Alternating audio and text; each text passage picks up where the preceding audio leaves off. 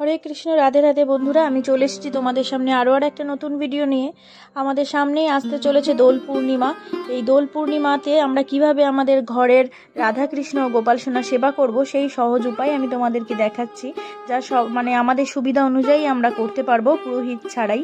তো এবারে আমাদের দোল পূর্ণিমা এই ফাল্গুন মাসের শুক্লপক্ষের এই পূর্ণিমা তিথিতে পালিত হয় আমাদের এই দোলযাত্রা। এই দিন দোল উৎসব পালিত হয় বলে এই পূর্ণিমাকে ফাল্গুনী পূর্ণিমাও বলা হয়। আবার অনেকে গৌরাঙ্গ দেবের জন্ম হয়েছিল বলে এই পূর্ণিমায়, তাই একে গৌর পূর্ণিমাও, এই দোল পূর্ণিমাকে গৌর পূর্ণিমাও বলেন। তো জেনে নিই এবারে দোল পূর্ণিমা ঠিক কবে পড়েছে, কখন থেকে কখন পর্যন্ত পূর্ণিমা আছে। এবারে দোল পূর্ণিমার তিথি 2024 সালের দোল পূর্ণিমা রবিবার 24শে মার্চ দোল পূর্ণিমা শুরু হচ্ছে সকাল 9:54 থেকে, আর পূর্ণিমা থাকবে পরের দিন 25শে মার্চ বেলা 12:29 পর্যন্ত। উদয়া তিথি অনুসারে দোল পূর্ণিমা পালিত হবে 25শে মার্চ অর্থাৎ সোমবার। তো তোমরা দেখতে থাকো যে আমি কিভাবে আমার ঘরের রাধাকৃষ্ণ এবং গোপাল সোনার আমি দোল পূর্ণিমার দিন যে কিভাবে আমি পুজো করব সেইটাই আমি তোমাদের সাথে সহজভাবে দেখাচ্ছি। সবসময় তো পুরোহিত ডেকে আমাদের ঘরে পূর্ণিমার পুজো করা সম্ভব হয় না, তো তখন আমরা নিজেরাই কিভাবে আমাদের ঘরের লাড্ডু গোপাল আর রাধাকৃষ্ণের সেবা দেবো সেই ভিডিও নিয়েই আমি আজকে তোমাদের সাথে এসছি সামনে। যদি তোমাদের ভিডিওটা ভালো লেগে থাকে তো অবশ্যই তোমরা একটা লাইক করো আর কমেন্ট করে আমাকে জানাতে ভুলো না যে তোমাদের ভিডিওটা কেমন লাগলো। আর যদি ভালো লাগে তাহলে শেয়ার করে দিও তোমাদের আত্মীয় পরিজনদের মধ্যে, যাদের বাড়িতে এরকম ঘরে লাড্ডু গোপাল আর রাধাকৃষ্ণ আছে, তারা খুব সহজে এই দিনটাকে এইভাবে পালন করতে পারবে। তো দেখো আমি কিভাবে পুজো করি। তো তোমরা তো জানোই আমি বিশেষ বিশেষ তিথিতে আমার রাধা মাধবের আমি পঞ্চামৃত অভিষেক করে থাকি। তো ঠিক সেই রকমই আমি স্নানপাত্রে স্বস্তিক চিহ্ন এঁকে কিছুটা ফুলের পাপড়ি ছড়িয়ে নিয়েছিলাম, তোমরা দেখলেই। তারপর আমি রাধা মাধবকে আমার স্নানপাত্রে নিয়ে এসেছি আর আমার গোপাল সোনাকেও নিয়ে এসেছি। আমার যেহেতু অনেকগুলো গোপাল সোনা, তাই আমি একটা গোপাল সোনা দিয়েই তোমাদেরকে আমি এই পূজা বিধিটা শেয়ার করছি। তো আগেই আমি পঞ্চামৃত বানিয়ে নিয়েছি। আশা করি তোমাদের বলতে হবে না যে পঞ্চামৃত কিভাবে তৈরি করতে হয়। দুধ, দই, ঘি, মধু আর শর্করা মিষ্টি জাতীয়, সেটা চিনি মিছরিও হতে পারে। আর এই যে এবারে আমি প্রথমেই চন্দন সহযোগে তুলসী পাতা আমি আমার গোবিন্দের চরণে আর ফুল চন্দন সহযোগে আমার রাধারানীর চরণে নিবেদন করে তারপর আমি পঞ্চামৃত দিয়ে স্নান করছি। আর একটাই মন্ত্র জপ করছি, যে মহামন্ত্র, যে হরে কৃষ্ণ কৃষ্ণ কৃষ্ণ হরে হরে, হরে রাম রাম রাম হরে হরে। তোমরা কেউ পারলে মহামন্ত্র জপ করতে পারো, বা ওং নমো ভগবতে বাসুদেবায় নমঃ এই মন্ত্রও তোমরা জপ করতে পারো। তো আমি পঞ্চামৃত দিয়ে স্নান করাবার পর শুদ্ধ জল তৈরি করে রেখেছিলাম, যেটাতে অগরু আর গোলাপ জল দিয়ে সুগন্ধি জল তৈরি করে নিয়েছিলাম। তো সেই জল দিয়ে এবার স্নান করিয়ে দিলাম। আর এই দিন খুব সকাল সকাল উঠেই পুজোটা সেরে নিতে হবে, কারণ আমাদের মনে রাখতে হবে যে পূর্ণিমাটাও কিন্তু খুব তাড়াতাড়ি ছেড়ে যাচ্ছে। আর এই দিন যদি আমরা সকাল সকাল পুজোটা করে নিই সেটা আমাদের গৃহের জন্য খুব ভালো। দেখো আমার গোবিন্দের সাজুগুজু হয়ে গেছে আর রাধারানীরও সাজুগুজু করিয়েছি। তো এই দিন পারলে তোমরা অবশ্যই রাধারানীকে আর শ্রীকৃষ্ণকে নতুন বস্ত্র পরিও। আজকে আমি তোমাদের সাথে ভিডিওটা শেয়ার করছি বলে আমি আর আজকে ওনাদেরকে নতুন বস্ত্র পরাইনি, কিন্তু আমি অবশ্যই দোল পূর্ণিমার দিন ওনাদেরকে নতুন বস্ত্র পরাবো। দেখো কত মিষ্টি লাগছে আমার রাধারানী আর গোবিন্দকে। তো গোপাল সোনারও স্নান করিয়ে গোপাল সোনাকে কিন্তু আমি নতুন বস্ত্র পরিয়েছি। তোমরাও গোপাল সোনাকে পারলে নতুন বস্ত্র পরিও আর ফুল মালা দিয়ে খুব সুন্দর করে সব দেবতাদের সেদিনকে সাজিও। কারণ অনেকে এই দিন ঘরে রাধাকৃষ্ণের পুজো, লাড্ডু গোপালের পুজো আর সত্যনারায়ণ পুজো পূর্ণিমা তিথিতে করে থাকেন। তো এই দিন ঘরের ঠাকুরদেরকে নিজেদের যথা সামর্থ্য ফুল মালা দিয়ে সাজালে ভালো হয়। তো আমি পুজো করার জন্য আমি রজনীগন্ধার মালা নিয়েছি আমার রাধা কৃষ্ণের জন্য, আর আমার লাড্ডু গোপালের জন্য আমি রজনীগন্ধার মালা নিয়েছি। আর দেখো সকালে যে গাছে ফুল ফুটেছিল সেই থেকে সকালে তো পুজো আমি সেরেই নিয়েছি, আর কিছুটা ফুল রেখে দিয়েছিলাম আমার যখন তোমাদের সামনে আমি ভিডিওটা করব আমার গোবিন্দের চরণে নিবেদন করার জন্য আর রাধারানীর চরণে দেবার জন্য। তো সেই ফুলটা আমি রেখে দিয়েছিলাম। তো আগেই আমি ঘরের পুজো করে নিয়েছি, আর পুজো করা শুরু করার আগেই আমি একটা তেলের প্রদীপ আর একটা ঘিয়ের প্রদীপ জ্বালিয়ে নিয়েছি। এই দিন তোমরা যদি পারো তো অবশ্যই একটা মাটির প্রদীপ ঘিয়ে ভর্তি করে জ্বালিও ভগবানের সামনে। আর একটা ধূপকাঠি জ্বালিয়ে নিলাম। ধূপকাঠি দিয়ে প্রথমে আরতি করে নিয়ে তারপর একটু ঘিয়ের প্রদীপটা দেখিয়ে দিলাম। পুজো সম্পূর্ণই নিজের মনের ভক্তি দিয়ে আর নিজের মনের মতন করে করতে হয়। পুজোর কোনো শেখানোর ব্যাপার নেই যে আমি তোমাদেরকে শেখাচ্ছি। আমি এইভাবে করেছি, আমি আমার ভক্তি দিয়ে করেছি, তোমাদেরকে দেখাচ্ছি আমি। তোমরাও তোমাদের মনের ভক্তি দিয়েই তোমরা ভগবানকে পুজো করো। ভগবান খালি দেখেন মনের ভক্তি, কোনো নিয়ম নয়, মন্ত্র নয়, কিচ্ছু চান না উনি খালি চান ভক্তের মনের ভক্তিতেই উনি সন্তুষ্ট।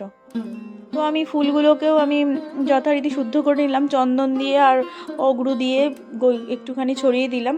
আর যেহেতু মানে আতরের সেবা খুবই দরকার ভগবানদের সাজগোজ করার সময়, তাই জন্য আমি আতর সেবাও দিয়ে দিলাম ভগবানদের। আর আয়না দর্শনও করিয়েছি, কিন্তু বন্ধুরা তোমাদেরকে আমি দর্পণ দর্শন করানোটা দেখাতে পারিনি। তোমরা তো সবাই জানো যে আমার ঠাকুরঘরটা খুব ছোট, মানে সমস্ত কিছুটা করে উঠতে পারি না যখন কোনো পুজো ভিডিও তোমাদেরকে আমি দেখাই, তো সেই কারণে আমি ওটা মিস করে গেছি। তোমরা কিছু মনে করো না, তোমরা অবশ্যই ভগবানদের স্নান করিয়ে যখন নতুন বস্ত্র পরাবে তোমরা অবশ্যই দর্পণ দর্শন করিও, কারণ দর্পণ দর্শন অত্যন্ত জরুরি ভগবানদের ক্ষেত্রে। তারাও দেখুক তাদের নিজেদেরকে সাজগোজ করে কতটা সুন্দর লাগছে। এবার আমি শ্বেতচন্দন সহযোগে মালা আমার রাধা মাধব আর গোপাল সোনার গলায় পরিয়ে দিলাম। আর দেখো চন্দন, তুলসী পাতা সহযোগে চন্দন, আমি শ্বেতচন্দন আমার মাধবের চরণে নিবেদন করলাম। ওম নমো ভগবতে বাসুদেবায় নমো, এই বলেই আমি নিবেদন করলাম। একটু তুলসী দলও আমি চন্দন সহযোগে নিবেদন করছি। এইভাবে আমি গোপাল সোনার চরণেও চন্দন সহযোগে তুলসী পাতা নিবেদন করলাম আর তুলসী দল নিবেদন করলাম। আর অবশ্যই মানে রাধারানীর কপালে লাল চন্দনের টিপ আর কৃষ্ণের কপালে আর লাড্ডু গোপালের কপালে তোমরা শ্বেতচন্দনের টিপ দেবে, সেটাও আমি তোমাদেরকে দেখাতে পারিনি। আমি ভিডিওটা করেছিলাম, কোনো কারণে ভিডিওটা চালু করিনি, অথচ আমি ভাবছিলাম হয়তো ভিডিও হচ্ছে, এই ভুলটাই হয়েছে, তাই জন্য আমি তোমাদেরকে সেটা দেখাতে পারিনি।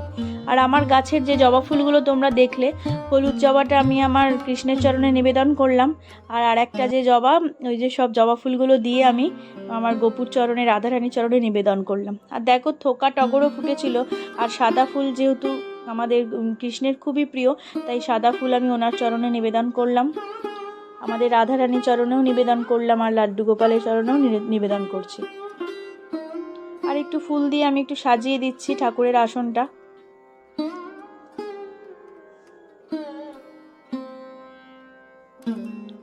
পূজাবিধির ভিডিও দেখালে ভিডিও ছোট করা যায় না, একটু বড় হয়ে যায়, তাই বন্ধুরা তোমরা ধৈর্য ধরে দেখো, আশা করি তোমাদের ভিডিওটা ভালো লাগবে। আর দেখো ওই অফ সিজনে আমার গাছে কি সুন্দর শিউলি ফুল ফুটেছে। আজকে যখনই ছাদে ফুল তুলতে গেছি দেখছি খুব সুন্দর গন্ধ, কি ফুল, আমি ভাবছি বেলি ফুল, কিন্তু না, গিয়ে দেখি যে মানে শিউলি ফুল ফুটেছে। আমি তো ভাবতেই পারি না যে এই সময় শিউলি ফুল ফোটে।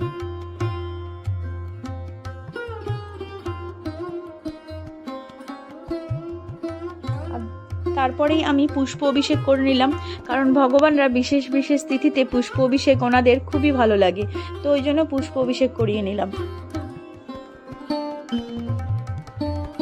তোমরা চাইলে যখন পঞ্চামৃত দিয়ে স্নান করাবে তখনও তোমরা পুষ্প অভিষেক করতে পারো। আর দেখো আমি ভোগ হিসাবে 5 রকমের ফল দিয়েছি ভগবানকে, তোমরা চাইলে নৈবেদ্য হিসাবে মানে কেটেও দিতে পারো। আর সন্দেশ দিয়েছি, যে কোনো মিষ্টি তোমরা দিতে পারো। আর যেটা দোলের মানে সব থেকে বেশি প্রিয়, এই ফুটকড়াই আর মঠ, এটা তোমরা অবশ্যই জোগাড় করে ভগবানকে নিবেদন করো।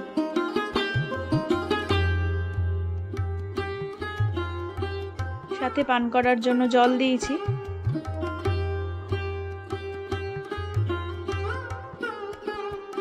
আর দেখো আমি আজকে 3 রকমের আবির জোগাড় করতে পেরেছি, তোমরা চাইলে 3 রকম, 5 রকম, 7 রকম যেমন খুশি রঙের আবির দিতে পারো। আমি আবিরেও তুলসী পাতা আর ফুল সহযোগে আমি আমার ভগবানকে নিবেদন করেছি। তারপরেই আমি এই আবির কিছুটা হাতে নিয়ে ওনাদের চরণে নিবেদন করব, এই যে আমার গোবিন্দর চরণে দেব। তোমরা সেই দিনকে মানে হোলির দিন সমস্ত দেবতাদের, তোমাদের সিংহাসনে যত রকমের দেবতার ফটো আছে, ছবি আছে বা বিগ্রহ আছে, তোমরা সবাইকেই এই দিন আবির দেবে চরণে। আমি রাধারানীর চরণেও দিলাম আর আমার লাড্ডু গোপালের চরণেও দিলাম। তারপর আমি একটু আবির নিয়ে আমার কৃষ্ণের 2 গালে আর কপালে দিয়ে দিলাম, রাধারানীরও তাই 2 গালে আর কপালে দিলাম, আর লাড্ডু গোপালেরও তাই করেছি। তারপর তাদের সামনে এই রঙের থালাটা রেখে দিয়ে এই থালাটা মানে তাদেরকে উৎসর্গ করে রাখলাম, তারা যেন এইটা দিয়ে মানে রং খেলে আর কি, সেই হিসাবে। তারপর আমি আরতি সেরে নেবো। প্রথমে ঘিয়ের প্রদীপ, তারপর পঞ্চপ্রদীপ, ধূপ, কর্পূরদানি, জলশঙ্খ, বস্ত্র আর ময়ূর পাখা দিয়ে। তো তোমরা দেখতে থাকো আমার আরতি।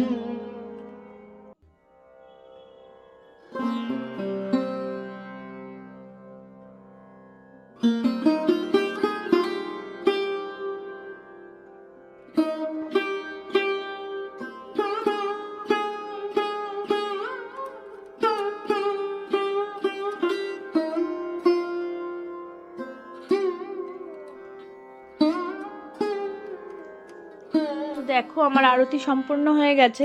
তো আমি এবার হাত জোর করে আমার কৃষ্ণের প্রণাম মন্ত্র উচ্চারণ করে নেব, ওনাদেরকে জানাবো প্রণাম, আর রাধারানীরও প্রণাম মন্ত্র উচ্চারণ করব। যে আবিরটা নিবেদন করা হয়েছে সেই আবিরটা কোনোভাবেই যেন কারোর পায়ে না লাগে, ওটা জলে দিয়ে দেওয়াই ভালো। হে কৃষ্ণ করুণা সিন্ধু দীনবন্ধু জগৎপতে গোপেশ্বর গোপিকা কান্ত রাধা কান্ত নমস্তুতে।